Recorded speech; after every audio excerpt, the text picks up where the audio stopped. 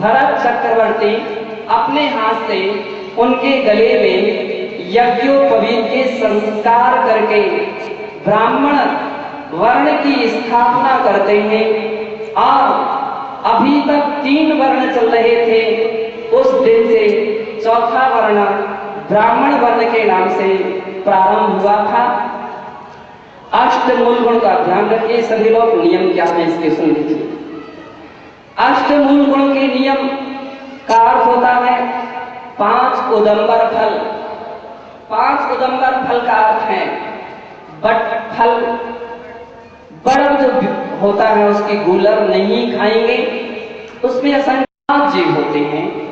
People का फल उसको कभी नहीं खाना चाहिए। ऊमर, कठूमर और अंजीर एक ऐसे फल हैं जिसको तोड़ते ही असंख्य जीव उड़ते हुए नजर आते हैं। बंदो इसलिए इनके कभी नहीं खाना चाहिए। 5 उदंबर फल, 3 मकार अर्थात मद्य यानी शराब, मांस और मांस के साथ अंडे, और मधु यानी शहद, इनके लिए कभी नहीं खाएंगे। जो लोगों के लिए और भी कोई अंदर हो यज्ञोपवीत चेंज करना है, वे अंदर इस टाइप में आ जाएं और इसी अंदर में आ सकते हैं। जिन्हें नया धारण करना वो भी आ जाए। 5 उदंबर फल, 3 का आजीवन त्याग करना होता है, और इसके साथ साथ रात्रि भोजन का त्याग, देव दर्शन का नियम, अनछने जल का और दया धर्म का पालन यानी जीव रक्षा। इस प्रकार से एक कुल मिलाकर के 8 मूल गुण होते हैं। जितना संभव हो सकता है, शास्त्र तो ये बोलते हैं जिंदगी पर्यंत धारण करना चाहिए, लेकिन जो व्यक्ति जीवन पर्यंत धारण कर सकते हैं, जीवन पर्यंत धारण करना चाहिए। जो जीवन पर्यंत धारण कर सकते हैं, उन्हें जितना संभव हो सके उनके लिए धारण करके अपने जीवन को बनाना चाहिए। बंधो, हर संस्कृति का अपना अपना एक धर्म चिन्ह रहा है। जब हम देखते हैं तो नजर आता है कि सिख लोगों के लिए कभी देखिए तो धर्म चिन्ह जूट और कंगी, कटार ये उनके धर्म चिन्ह माने हैं। संस्कार हो जाने के बाद उन्हें उनको रखना हो जाता है। दूसरी ओर हम लोगों के लिए देखते हैं उनकी दाढ़ी या उनकी एक उनका विशेष रूप से धार्मिक चिन्ह है। हम कभी इस वर्ग के लिए देखते हैं तो ईसाई लोग वह गले में क्रॉस का एक चिन्ह रखते हैं। हम लिंगायत समाज को देखते हैं, वे अपने गले में एक चिन्ह विशेष रखते हैं। कितने लोग तिलक, किसी की माला, किसी की चोटी, किसी का कुछ धर्म का चिन्ह होता है। आपके धर्म का चिन्ह क्या है? द्रव्य, रत्नत्रय का प्रतीक या द्रव्य सूत्र है। इसमें 3 धागे हैं, सम्यक दर्शन, सम्यक ज्ञान, सम्यक चारित्र के ये 3 धागे होते हैं। व्यक्ति रत्नत्रय पर आस्था रखता है, यज्ञोपवीत को अंगीकार करता है। जिनकी शादी नहीं हुई है वे केवल 3 लड़का यज्ञोपवीत धारण करते हैं, और जिनकी शादी हो चुकी है वे 6 लड़का यज्ञोपवीत धारण करते हैं, यानी 2 यज्ञोपवीत धारण करते हैं। बतला कि वो नियम सारे पत्नी को भी दिलाते हैं कि आप अर्धांगिनी हैं तो मेरे जैसे नियम को भी यथा और तुझे भी पालन करना होगा। ऐसे धार्मिक चिन्ह के प्रतीक में ओ यज्ञों को धारण किया जाता है। बंधुओं, कर्नाटक में तो यहाँ तक की परंपरा है कि हरसेन जी हेगड़े जी आए हैं, याद है कि वहां लोग यज्ञोपवीत ना हो तो फिर शादी भी नहीं हो सकती। हम लोग जब विद्री में थे वहां भी हजारों लोग यज्ञोपवीत संस्कार किया, मान लीजिए धारण किए थे। और तो क्या, वहां तो भी धारण करती हैं। वहां देखा था, चूंकि पूज्य गुरुदेव आचार्य महाराज कहते हैं 7 पुरुष कर सकते हैं, इसलिए ये से उत्तर प्रांत में पुरुष ही यज्ञोपवीत धारण करते हैं। और ये परंपरा हमारे यहाँ चली आ रही है। लोग हमारे यहाँ अनेकों अनेक लोग आए हैं जिन्होंने आर्ष परंपरा का पालन किया है और संस्कार दे दे करके परंपरा को जीवित रखा है। कितने लोग भिन्न भिन्न प्रकार के तर्क करके प्रश्न परंपरा के लिए गुमराह कर देते हैं। बंधुओं, हम इस बात का ध्यान रखें कि हम कभी भी प्राचीन आत्मिक परंपरा के लिए कभी चिन्ह खड़ा ना करें। यज्ञोपवीत से सब भी लाभ मिलता है। जादू टोना आपके ऊपर कोई करना नहीं कर सकता है, कोई नजरबंदी नहीं, और भी भूत प्रेत आक्रमण नहीं कर सकते हैं जब तक कि यह सूत्र आपके गले में रहेगा। ऐसा इसका मत और इसका प्रभाव। शौच जाते समय, शंकर जाते समय कान पर चढ़ाना चाहिए, ऐसा उल्लेख मिलता है। तो कान के अंदर में जो नस रहती है उस पर प्रेशर पड़ता है और उससे हर्निया जैसी बीमारियां नहीं हो पाती हैं, अथवा अपेंडिक्स जैसे रोग नहीं हो पाते हैं। ऐसा उसके विषय में बतलाते हैं। जो कि समय बहुत सारी उसकी महिमा है। हम आज इस ध्यान रखें, यज्ञोपवीत को धारण करें, लेकिन कुछ अवधि जरूर ले लें।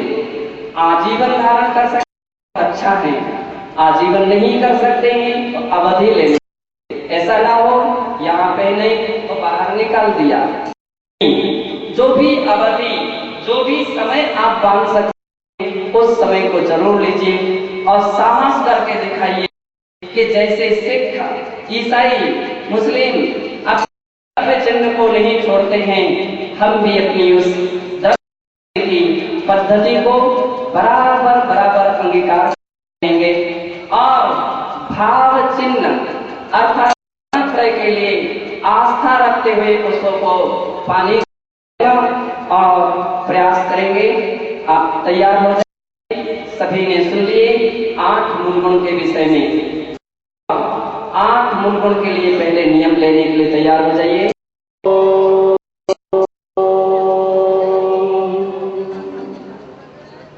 यज्ञोपवीत वाले अष्ट मूलगुण का पालन करेंगे। इसके साथ बहुत ध्यान रखें।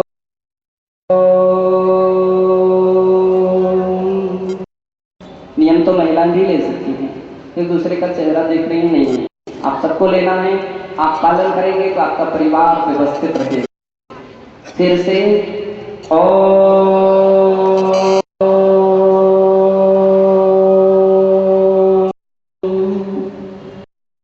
पहनने में आपको सहूलियत हो।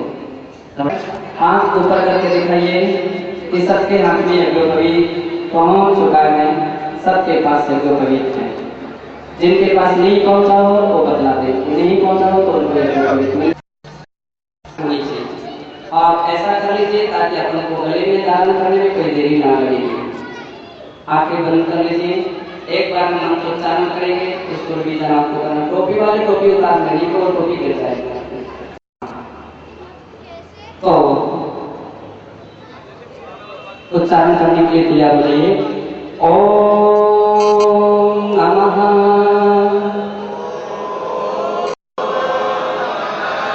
परम शांताय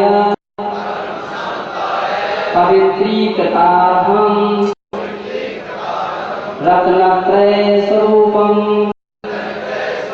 यज्ञोपवीतं मम गात्रं पवित्रं भवतु। अर्हं नमः स्वाहा। पहन लीजिए दाहिने कंधे के ऊपर बाएं कंधे के ऐसे करते हैं तो पहनना है। और ध्यान रखिए अब पुराना यज्ञोपवीत उतारना है, तो पुराने यज्ञोपवीत को भी अब हाथ में निकाल देना है। उसके लिए मंत्र बोलते हैं, आप लोग तैयार हो जाइए। ओम ह्रीं अर्हं नमो जीर्ण यज्ञोपवीतं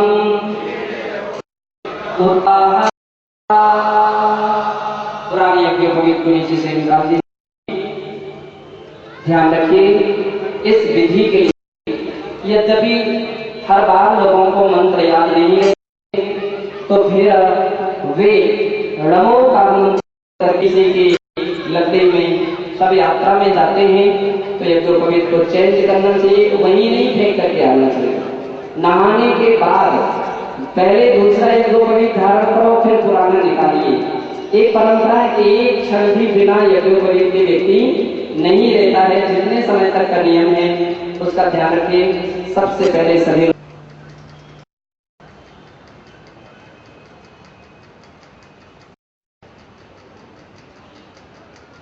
देव शास्त्र निरंतर भक्ति में तत्पर रहना है। और रक्षाबंधन त्योहार आज का युग पूरा महान शिक्षा दे रहा है कि अगर मुनि के ऊपर कष्ट आता है तो दूसरे मुनि किस तरह से उछल करके आगे आते हैं, अपने वेश चेंज करके। रक्षाओं के लिए भी कहना है, सभी माताजियों के लिए कभी भी ऐसा कहीं प्रसंग आता है, हम ये नहीं कहते हैं कि बार बार आप वेश बदलते रहिए, नहीं, लेकिन जितना बने जितना संभव हो सके हम उनके एक दूसरे की रक्षा करते हुए अपनी उनकी रक्षा करना चाहिए। बंदो इस बात का भी ध्यान रखिए, आज का युग इतना बिगड़ता चला जा रहा है, बदलता चला जा रहा है कि हम एक दूसरे की आलोचना के लिए बिल्कुल मुखर उठते हैं और आलोचना बुराई निंदा के लिए करते हैं। अरे भैया कोई भी साधु कैसा क्यों ना हो उसका कर्म हो जाने, लेकिन बुराई करके तुम नया पाप क्यों बांध रहे हो? नया पाप तुम क्यों बांध रहे हो? बने तो उनकी श्रद्धा से भक्ति करो, नमस्कार करो, और नहीं बन सकता है तो शांत रहो, उनकी करनी हो जाने, ऐसा सिद्धांत अपन लिए स्मरण करना चाहिए। हम कभी भी किसी की आलोचना ना करें। आज सुनने में आता है कि आज के समय में एक दूसरे परस्पर में साधु भी साधुओं की बुराई करने के तुल जाता है। कोई किसी की प्रभावना, कोई किसी की उन्नति, कोई किसी का विकास को आमतौर पर देख नहीं पा रहा है, उसको सहन नहीं कर पा रहा है। जबकि अष्टपाहुर के लिंग पाहुर में बहुत सारी ऐसी बातें कही। साधुओं के लिए कभी ईर्षा नहीं होना चाहिए, असूया भाव नहीं होना चाहिए, कभी किसी की बुराई करना तो बहुत दूर रहा, बुराई सुनना भी नहीं चाहिए। गांधी जी के 3 बंदर होते हैं। असत्य ये सिद्धांत तो भगवान महावीर स्वामी का है। किसी की बुराई मत देखो, किसी की बुराई मत करो, किसी की बुराई मत कहो और किसी के विषय में बुरा मत सोचो। दोष बातें से मौन, दोष बोलने की बात आ जाए, अवसर आ जाए तो दोष को नहीं करना चाहिए। साधु होकर के यदि किसी की बुराई करते हैं, किसी की आलोचना करते हैं, तो बंधुओं ध्यान रखिए, इससे आचार्य भगवान कहते हैं कुंद कुंद देव कि उसकी सुगति नहीं हो पाती है, समाधि मरण नहीं पाता है, दुर्गति होती है। वह व्यक्ति जगह जगह अपनी भाषा पर ब्रेक न रखने के कारण, अपनी भाषा समिति का पालन न करने के कारण कलह का स्थान बन जाता है, झगड़े का विवाद विसंवाद को उत्पन्न कराता है, समाज के लिए टुकड़े टुकड़े में बांटता है। आए दिन हम जब देखते हैं गिरनार जी, सिद्ध क्षेत्र गिरनार जी हमारे हाथ से गया है तो केवल ऐसे ही साधुओं के गया है जिन्होंने भाषा समिति का सही प्रकार से पालन नहीं किया और एक ऐसे भीषण भड़कीले प्रवचन दे दिए और उससे प्रभावित होकर के बाबाओं ने उन स्थानों पर अपना कब्जा कर लिया है। कितनी जगह तारण तरण समाज के विसंवाद दिगंबर और उनके बीच में केवल भड़कीले प्रवचन हैं, अथवा कभी स्वयंगढ़ या मुनि भक्त जो लोग रहते हैं, निश्चय और व्यवहार के बीच में केवल भड़कीले प्रवचनों ने बहुत गहरे झगड़े और बहुत बड़ा तनाव उत्पन्न कर दिया है, खाई खड़ी कर दी है।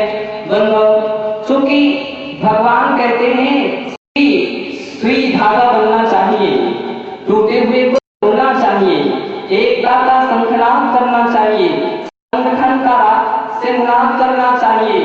कोई बिगड़ा है, कोई गलत है, उसको प्रेम से बैठा करके समझाना चाहिए।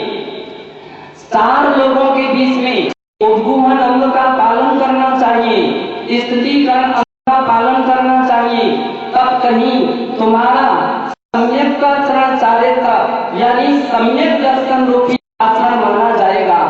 और यदि हम ऐसा नहीं करेंगे तो जहाँ सम्यक दर्शन रूप आचरण नहीं होगा तो बंधुओं ज्ञान और चारित्र रूप आचरण कैसे हो सकता है।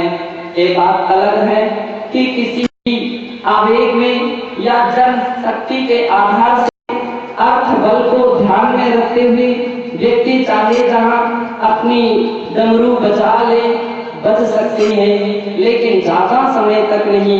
ये समय चलते हैं, एक ना एक दिन ऐसा आ जाता है कि सब उनको स्वयं को पछताना पड़ता है कि हाँ, ये मेरे द्वारा जो हुआ वो अच्छा नहीं हुआ।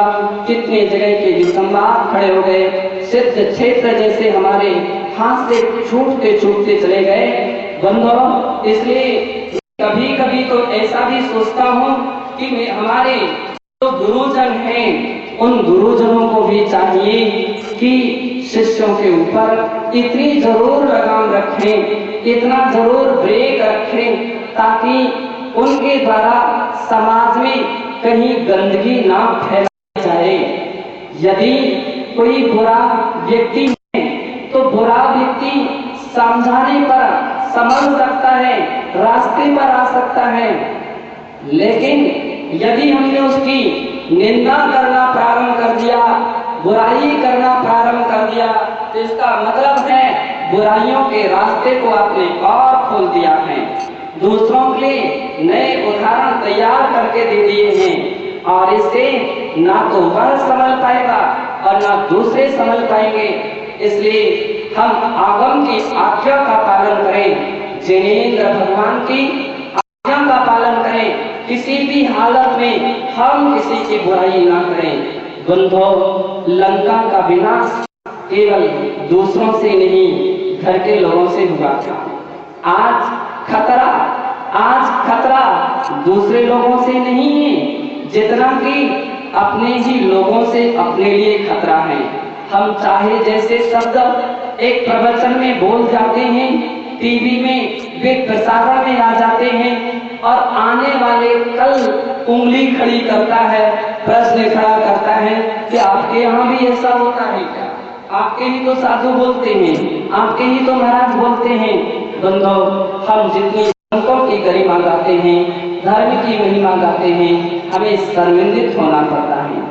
इसलिए चाहे कोई अखबार वाला हो, चाहे कोई चैनल वाले हो, चाहे और भी ऐसे कोई व्यक्ति हैं, मानते हैं संसार में बुराइयां हो सकती हैं, बुराइयां हैं इसलिए संसार है, लेकिन उसको दूर करने का तरीका सही होना चाहिए। केवल आलोचना से किसी की बुराइयां दूर नहीं होती। बूढ़े पुराने साधु और हम जबान की तरह उसकी गिनती गिनना चाहें, जबान साधुओं की तरह उसकी तप त्याग या चर्या के रूप में देखना चाहें, बंधो ये 3 काल में संभव नहीं है। 5 उंगलियां एक जैसी नहीं होती हैं। इसलिए हमारे शास्त्रों में साधुओं के अंदर में भेद रहे हैं। कुल्हाड़, बकुश, कुशील, निर्गम और स्नातक। इसका अर्थ है जिनके मूल गुणों में भी और उत्तर गुणों में भी दोष है तो भी सच्चे संत हैं। जिनके मूल गुण और उत्तर गुणों में भी दोष लग जाए तो भी संत हैं, बशर्ते समझाने पर वे मान जाए तो वे सच्चे संत हैं। जिनके केवल उत्तर गुणों में दोष लगते हैं वे बकुश कहलाते हैं। चूंकि समय नहीं, इसलिए मैं इनकी सच्ची परिभाषा नहीं देना चाहता हूँ, केवल इतना ही करना चाहता हूँ कि अपन लोग कभी इस बात को ध्यान रखें, किसी भी संत क्यों ना हो, कोई अस्वस्थ हो जाए, कोई बीमार हो जाए और कदाचित कोई उसकी 19-20 अवस्था बन जाए तो वो विषय चर्चा का नहीं होता है, वो सुधार का होता है। हम कैसे उसको सुधारें, कैसे उसको संभालें। हाथ फ्रैक्चर हो जाए तो हाथ काट करके अलग नहीं फेंक दिया जाता है? आपका पैर फ्रैक्चर हो जाता है तो क्या पैर काट करके फेंक देते हैं क्या? नहीं, अभी तो उसके लिए प्लास्टर चढ़ा दीजिए और इंतजार कीजिए, आज नहीं तो कल कभी ना कभी ये ठीक हो ही जाएगा। बंदो ठीक हो गया अच्छी बात है, नहीं सुधरा उसकी करनी का फल उसको मिलेगा। लेकिन हम आलोचना करके नया पाप ना कमाए।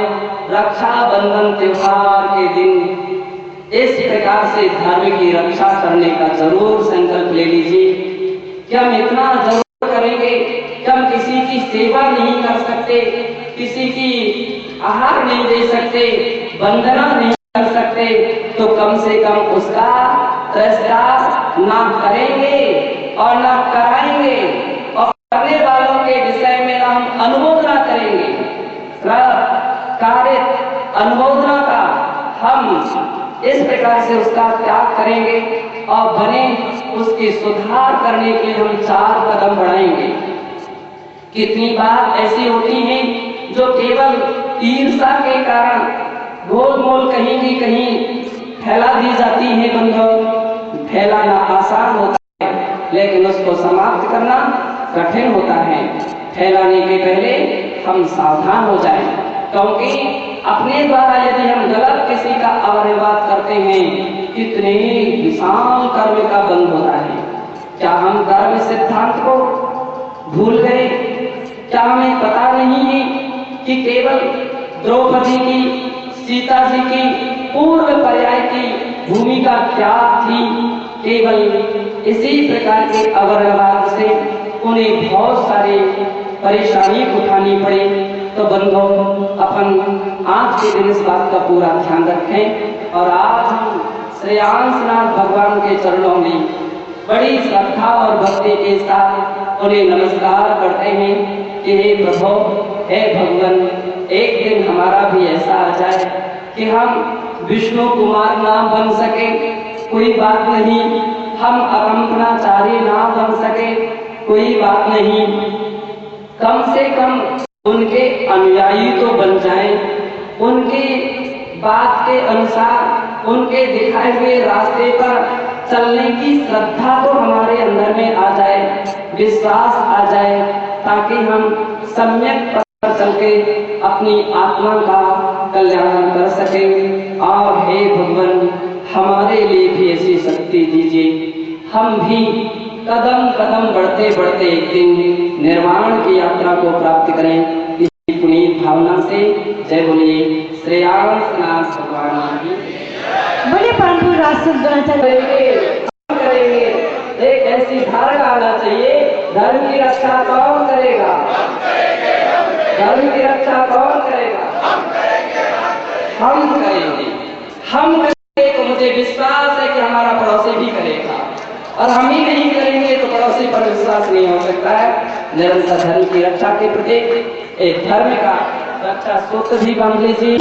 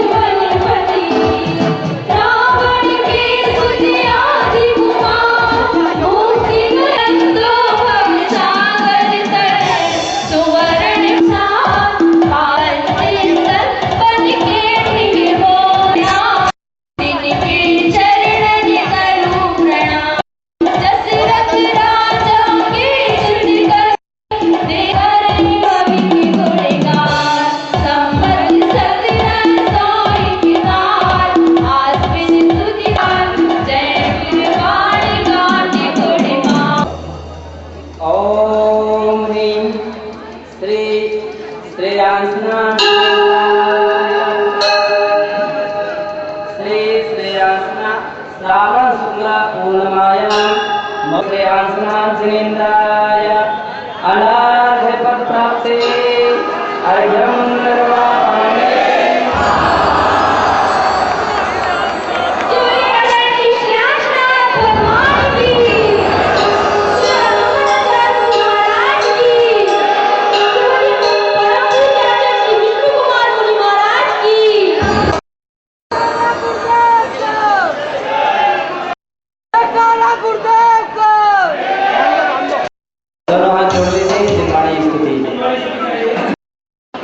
जिनवाणी भारती और